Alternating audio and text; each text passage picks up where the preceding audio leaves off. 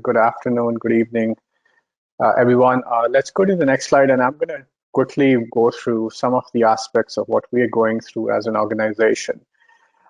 So just to recap, conventional planning, as we've seen in the past, is your annual budget followed by some periodic forecast updates that we do.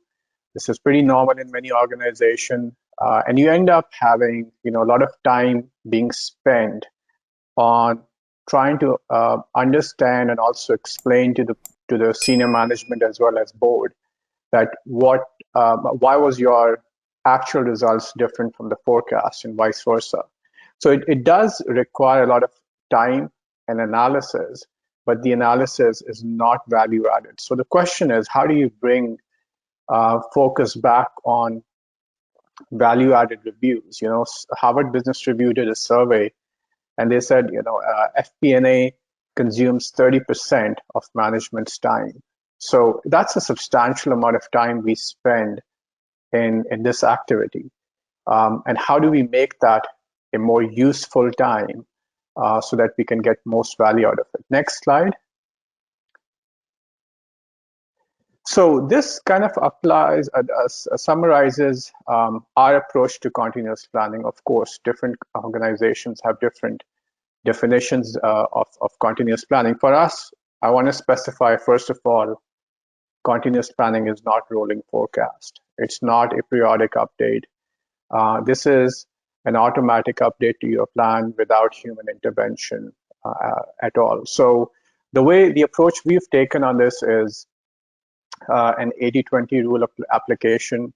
We've picked up 20% of large drivers of the plan, which have an impact at more than 80% of the plan's materiality. So that's one of the best ways to start. You pick up a few things that have the major impact, and the way to identify them, as I'll go through in examples in the next slide, are very much like making small process tweaks in your planning process and then coming up with a dynamic process to update.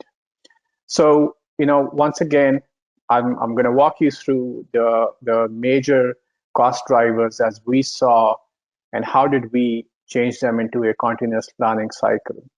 So for example, in this slide, you can see pricing. All of us have this happening more now than ever before, where prices are going up, inflation is very high. So instead of waiting for the next forecast cycle and waiting to update your plan, we've connected our purchase order and contract signing step in the system directly with updating the plan. So without human intervention, if I sign a new purchase order, my plan gets updated with respect to the new price. Similarly, if we've got people who are going on vacation, if got certain resignations, and I know that there's going to be a rehiring window, those kind of gaps in labor availability, I don't need to wait for the next plan cycle and update my plan. Those are updated on the system. The plan is updated immediately. Again, on the maintenance side, which is a very capital intensive sector utilization, we've installed wear sensors. So if I see my tire consumption is more than my plan, or if I see the utilization and availability of maintenance of machines are low, I immediately we've put in algorithms in our plan, and if the average is more than 5% of our current assumption, we need to update the current assumption, and that happens automatically. So we don't need to wait for a human intervention once again. CapEx, once you order your major equipment items, we end up having a lot of delays sometimes because of logistical issues, and having to spend that, having to explain that to management every now and then, as a reason for delay in forecast expenditure, we don't think that's a value-added activity. So that happens automatically in our system as well, along with our procurement modules. So these are just examples of how we have automated, very simple steps and with removed human intervention in updating those plans. Next slide. So, I think one of the key things we have to address is what are the critical success factors in order to move from conventional planning towards an automated or a continuous planning cycle. Of course, you need to have a lean financial flows process. Our focus is a lot more on timeliness. Of course, we want accuracy, but 90% accurate information on time is way better than 100% accurate information, which is 20 days delayed. So our focus is on financial statement close process, which is lean. We have um, we have digitized data capturing opportunities throughout our processes. So as I explained before, if we can install a small telematic which can capture the use of our tire consumptions, and we can update our plan accordingly. It's a cheap installation. It captures the data and it uploads it to the cloud service.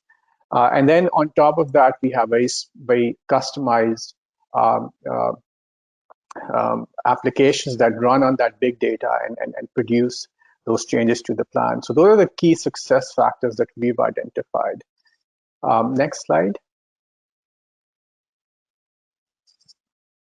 So, challenges, of course, we can see that we saw this in the survey as well, in the polling question, people mindset, what I've always told people in my own experiences, we've got two extremes of planning. One is extremely conventional planning, and the other one is where you're doing a fully automated plan.